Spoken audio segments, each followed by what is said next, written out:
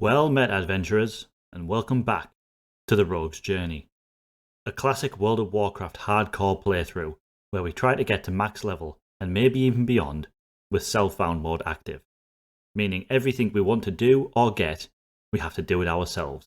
No auction house, no trading, just our own time and effort, all while making sure we follow Rule 1. Don't die. Now strap in and join me for this episode.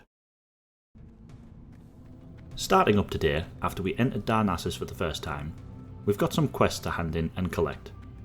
We also go visit the rogue trainer down in this cave. Very fitting area for rogues to be skulking around.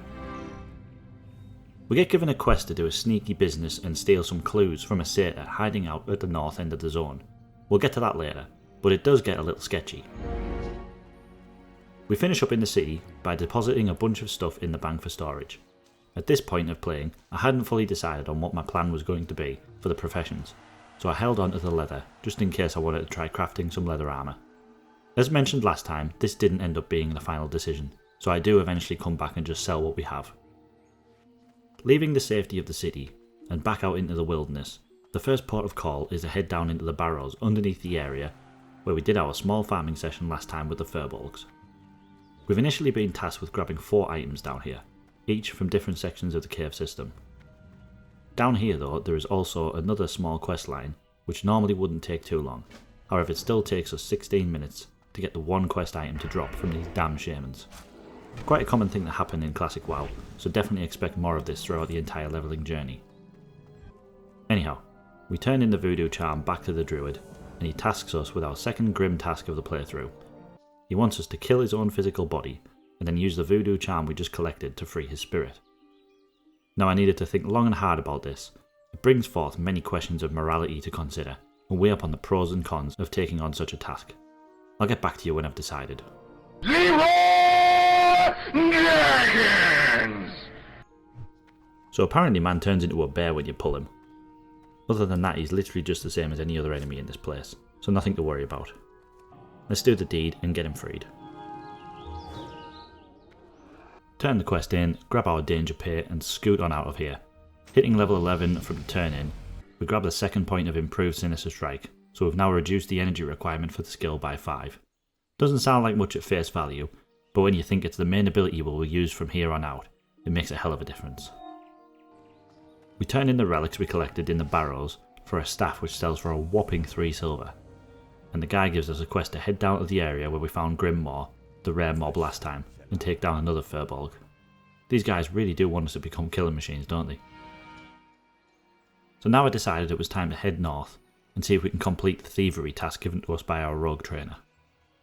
I found the guy pretty quickly, and it turned out he's a bit of an adrenaline junkie, as he likes walking out onto the tree branches and stand mysteriously watching out into the distance, like someone going through a breakup and watching the ocean whilst they try to find themselves. Apparently we have to sneak up on him and pickpocket him for the quest item.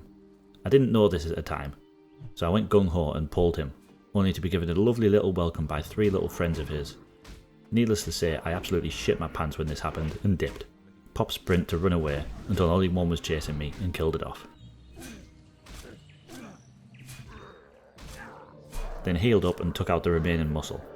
This is where I resorted to good old Wowhead and quickly looked up the quest, and discovered the obvious tactic of pickpocketing, which I was too brain dead to think of. So round 2 and we have our plan. Sneak up on bro, and swipe his goodies without him even knowing. Oh shit, he resisted the pickpocket.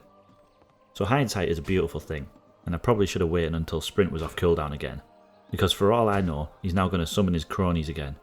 So once again, my pants got pooped, and I start to run to a better location. However, this time he doesn't summon his crew. So now is the time to take him down and hope we can just get the goods by killing him and, loot the same pockets that we tried to pick before. But no, that would be too much logic. So now I have to sit and wait for attempt number 3 when he respawns. Luckily we didn't need to wait too long for the respawn, so we sneak around his backside and successfully grab his goods. What? Mission success.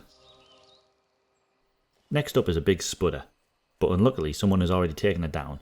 So we run around skinning up and getting XP, while we try to find her again since she has multiple spawn locations. Find her and then take her down.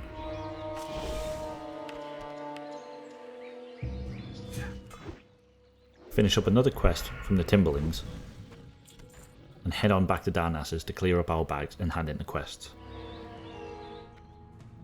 Importantly, the rogue quest gave us this dagger as a reward, which is also our very first green item, so a big win. Hopefully we're getting to a point in the leveling where the quests start giving us green items more often, because these low quality pieces only give us armour and get overpowered pretty quick without the extra stats. Turning in the spider quests, we hit level 12.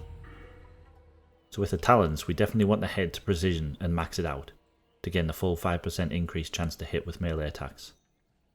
But to get to it, we need to already have 5 talent points spent within the combat tree.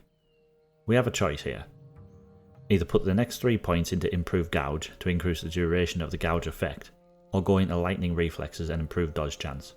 Personally, I feel overall the dodge chance will be better, so I chose that. So the next 7 levels worth of talent points are pre-allocated to the next 2 points of dodge and then the 5 levels of precision. Back out and about we got a quest which was a few levels lower than us, but it was to take down an elite mob. Now normally this type of quest usually requires multiple people, especially on hardcore where it's not worth taking the risk. But with us out leveling the mob and having utility skills and potions and bandages, I felt very confident we could do it. If not, we could just sprint away. But yes, we did take it down very easily. This is the power of trying to stay slightly ahead of the quest levels you're taking on. Our next point of interest is the Harpy area. This duped me as the quest level shows as 11, so I wanted to hold off for a while to do it. But most of these mobs are actually around level 9, so are actually a lot easier than I was expecting. And something else unexpected was this rare. The trash loot was expected though. On the topic of rare mobs, there's one in the area called Black Moss the Fetid, who also drops a quest starting item. However, all the time I was around this area multiple times, I couldn't find him, so I gave up on it. Down south though, we did actually find our 4th rare, Duskstalker, and it did drop some leather boots. Our current ones are the same stats, and checking the visual of them, they make us look like a hobo, so it's a no from me. Then on our way to take down that other furbolg for our quest, we came across an old friend, Grimmaw. So it'd be rude not to get another kill in and see if we get anything. Again, something we have the same stats, and doesn't look any better, so it'll just sell.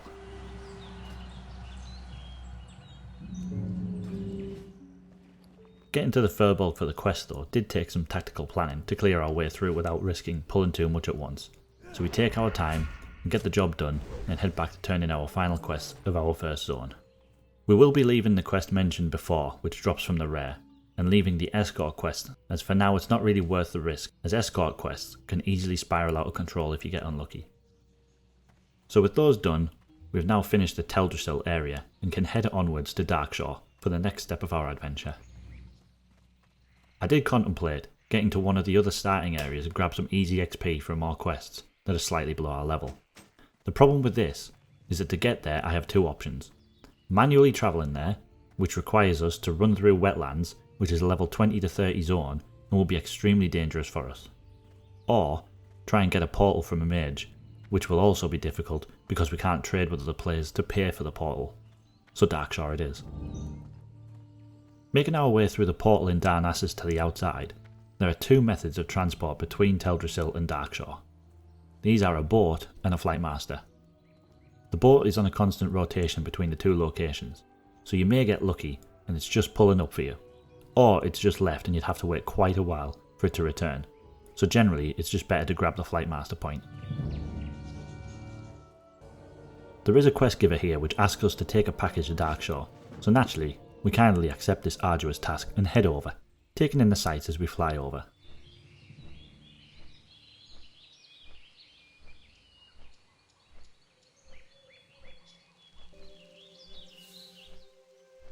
And then here we are landing in our second zone. Let's do our sweep of the quests. So we turn in the quest we were just given over the water, and now this guy wants us to take his response back to her. Like, does bro think I'm Postman Pat or something? Luckily the boat was here, so I jumped on to go back and play delivery boy. We quickly run off, turn in the quest, and then make a quick turn back to the boat before it leaves again. So you'd like to think now that we can get started on Darkshore, our first mission would be out in the wilderness taking on some difficult enemies. You'd be wrong. I'm going to do a fishing quest for our dwarf friend here.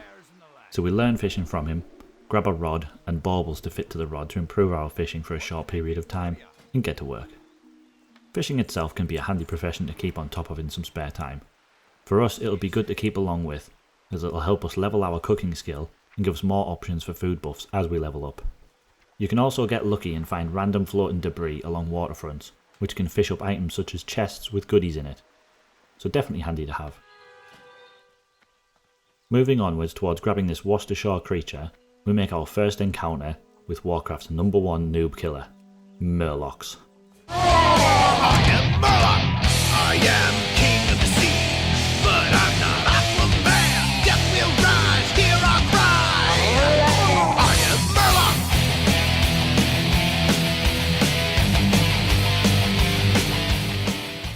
These murderous heathens have been taking down new adventurers for over 20 years now, especially the ones in Elwyn Forest.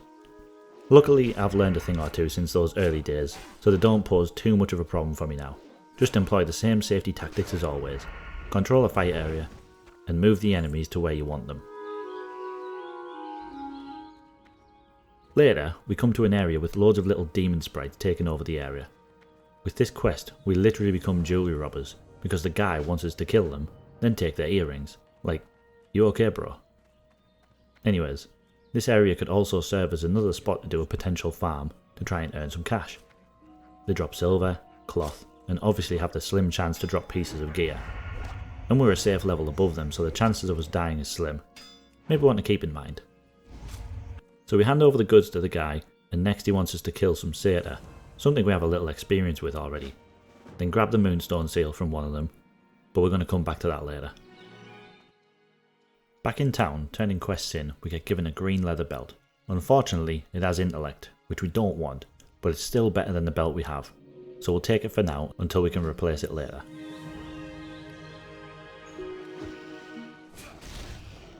Taking a few more quests down, including an annoying one in the water to get eyes from these threshers.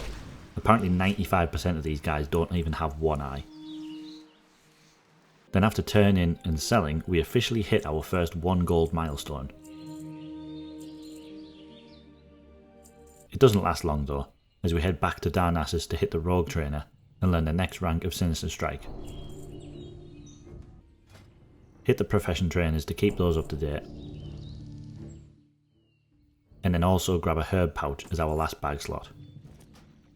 This herb bag can only allow herbalism items to be placed in it, so it will automatically place any herbs we loot into it, keeping them nicely sectioned off from the rest of our bags. And also these profession specific bags generally have a higher amount of slots for the cost, since they are limited in what they can hold, but still nice for us to have. Anyways, I've rambled on far too much this episode, so while we make our way back to Darkshore to continue our journey, I'll leave you all with a humble request from a rogue trying to make his way in the world of Warcraft. If you've enjoyed these videos so far, please consider dropping a like on the video. Maybe leave a comment of your thoughts on the series and any changes or additions you'd like to see. And if you're feeling more generous, maybe sub to the channel and share the video with any friends who you think may enjoy this type of content. But for now, I thank you adventurers and bid you a nice day. Farewell till next time.